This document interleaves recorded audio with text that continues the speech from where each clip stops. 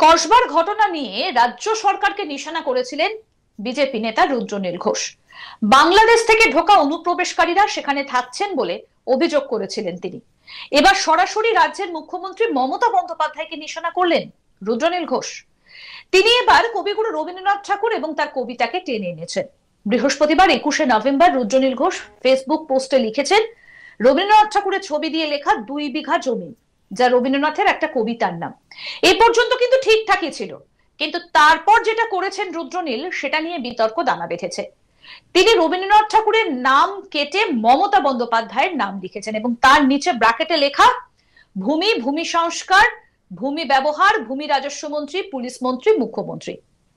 এবং নিচে তিনি লাইনে ছড়া কেটে কোটেশন, বাবু কহিলেন বিদায় বেলায় সব জমি দিব ঝাড়ি, রোহিঙ্গা আর প্রমোটার দিয়া চাল চুলো নিব কারি।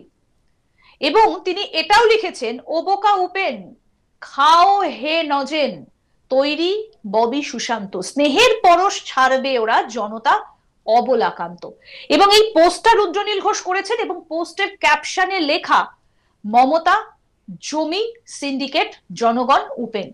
নিজের এই পোস্ট মমতা বন্দ্যোপাধ্যায়কে ট্যাগও করেছেন অভিনেতা রাজনীতিবিদ রুদ্রনীল ঘোষ। এই বিষয়ে আমাদের প্রতিনিধি সুজয় কি প্রতিবেদন তুলে ধরেছেন, শোনাবো আপনাদের। কাউন্সিলর সুশান্ত ঘোষের উপর আক্রমণের পরই আমরা দেখেছি গোটা রাজ্য রাজনীতি উত্তাল হয়েছে এবং পুলিশের ভূমিকা নিয়ে প্রথমে ববি হাকিম একেবারে কড়া ভাষায় আমরা দেখেছি ববি হাকিম তিনি মন্তব্য করেছেন।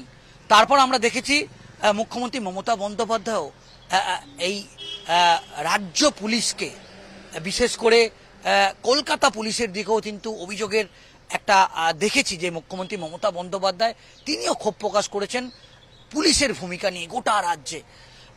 এবং এই যে সুশান্ত ঘোষ কাউন্সিলর, তার উপর যে দুষ্কৃতীদের যে হামলা, যদিও বলা যেতে পারে তিনি বেঁচে যান, এবং এরপরই আমরা দেখেছি যে এই বিষয় নিয়ে একেবারে রাজ্য রাজনীতির তোলপাড় হয়েছে। এবং তার মধ্যেই আমরা যেটা দেখলাম যে গুলশান কলোনি, যেটা নিয়ে বলা হচ্ছে যে বাংলাদেশের অনুপ্রবেশকারীরা তারা গুলশান কলোনি দখল করেছে, এই নিয়ে একাধিক পোস্ট বঙ্গ বিজেপির পক্ষ থেকেও দেখা গিয়েছে। এবং এটা নিয়ে বিগত 1 সপ্তাহ ধরে একটা বিতর্ক চলছে রাজ্য জুড়ে। এবং দেখা গেছে যে সেখানকার অধিকাংশই জলা জমি, সেই জমি ভরাট করার অভিযোগও উঠেছে। ইতিমধ্যেই কসবার সেই গুলশান কলোনিতে একাধিক বেআইনি নির্মাণ, এবং যে বেআইনি নির্মাণ নিয়ে ইতিমধ্যেই বলা যেতে পারে সোশ্যাল মিডিয়ায় ঝড় উঠেছে।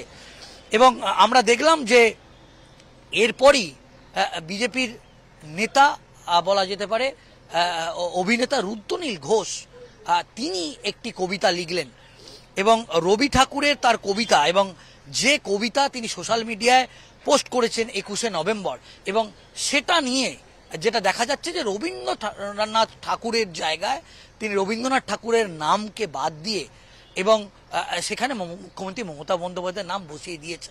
এবং এরপরই নেট দুনিয়ায় নেটিজেনরা রুদ্রনীল ঘোষের কিন্তু একটা তীব্র সমালোচনা করছে এবং এই তার কবিতা নিয়ে একটা তীব্র বিরোধিতা শুরু হয়ে গিয়েছে। তিনি লিখেছেন 2 বিঘা জমি, রবীন্দ্রনাথের একটি কবিতার নাম আমরা জানি, এবং সেখানে দেখছি যে তার ঠিক নিচেই রবীন্দ্রনাথের নাম কেটে রুদ্রনীল ঘোষ তিনি মুখ্যমন্ত্রী মমতা বন্দ্যোপাধ্যায়ের নাম বসিয়ে দিয়েছে। এবং তার নিচেই ব্যাকেটে লেখা আছে ভূমি সংস্কার এবং ভূমি রাজস্ব মন্ত্রী, পুলিশ মন্ত্রী, মুখ্যমন্ত্রী। নিচের লাইনেও তিনি এই ধরনের একটা উক্তি করেছেন। এবং তারপর আমরা যেটা দেখলাম যে রোহিঙ্গা আর প্রমোটার দিয়া চালচুলো নিবিকারী, এই ধরনের মন্তব্য রুদ্রনীল ঘোষ সেই কবিতায় লিখেছেন সোশ্যাল মিডিয়ায়। এবং আমরা যেটা দেখলাম যে তিনি যে এই যে পোস্টের যে ক্যাপশন, সেই ক্যাপশনে লেখা মমতা, জমি, সিন্ডিকেট, জনগণ, উপেন। নিজের এই পোস্টে মমতা বন্দ্যোপাধ্যায়কে ট্যাগও করেছেন অভিনেতা এবং রুদ্রনীল ঘোষ। নিজের পোস্টের নিচে ব্যাখ্যা দিয়ে কমেন্ট বক্সের রুদ্রনীল ফের লেখেন, স্নেহের পরশ ডেভেলপার, কাউন্সিলর সুশান্ত ঘোষের 108 নম্বর ওয়ার্ডের 2 বিঘা জমি প্রকাশ্যে লুট, সৌজন্যে মমতা বন্দ্যোপাধ্যায় ও ববি হাকিম, এবং কে কাকে এত সিংহ দিল বা নিল, এই রকম মন্তব্য রুদ্রনীল ঘোষ করেছে। এবং আমরা জানি যে সুশান্ত ঘোষ কাউন্সিলর, তাকে আক্রমণের পর আমরা দেখেছি যে গুলশান কলোনি, কসবার এই গুলশান কলোনিতে বিজেপির পক্ষ থেকে একটা অভিযোগ করা হচ্ছে যে সেই এলাকায় বাংলাদেশি যে অনুপ্রবেশ, সেই অনুপ্রবেশ একটা দখল করার বিষয় দেখা গিয়েছে। এবং এই যে রুদ্রনীল ঘোষ, বিজেপি নেতা রুদ্রনীল ঘোষ, তার এই মন্তব্য, এবং আমরা দেখেছি যে রুদ্রনীল ঘোষ তিনি বারবারই রাজ্য সরকারের সমালোচনা করে তিনি একের পর এক কবিতা লেখে। এখানেও তিনি যে কবিতা লিখেছে সেখানে কাউন্সিলর সুশান্ত ঘোষকে যেরকমভাবে টার্গেট করা হয়েছে, ঠিক সেইভাবেই মুখ্যমন্ত্রী মমতা বন্দ্যোপাধ্যায় এবং ববি হাকিমকেও একটা তীব্র কটাক্ষ ছুড়ে দেওয়া হয়েছে।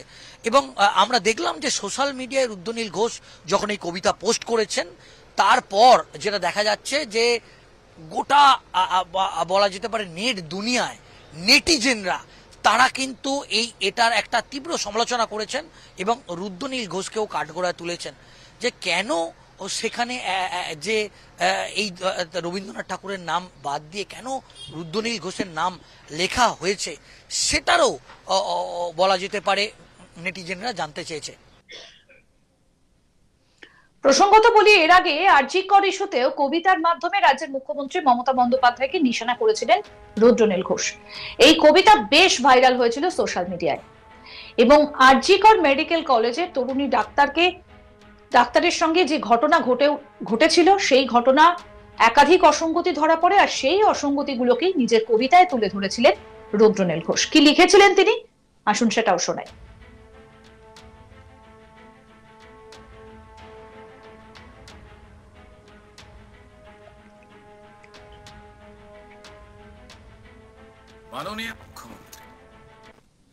মাননীয় মুখ্যমন্ত্রী, জাস্টিস চাই আওয়াজ যখন সব মানুষের পক্ষে, লিখছি একটা খোলা চিঠি সব জনতার পক্ষে।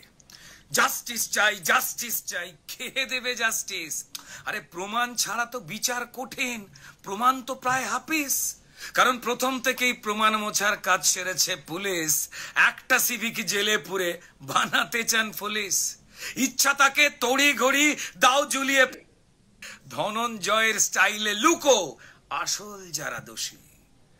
বলছে লোকে আরজি করে। আরো আপডেট পেতে দেখতে থাকুন আজ তাক বাংলা, সাবস্ক্রাইব করুন।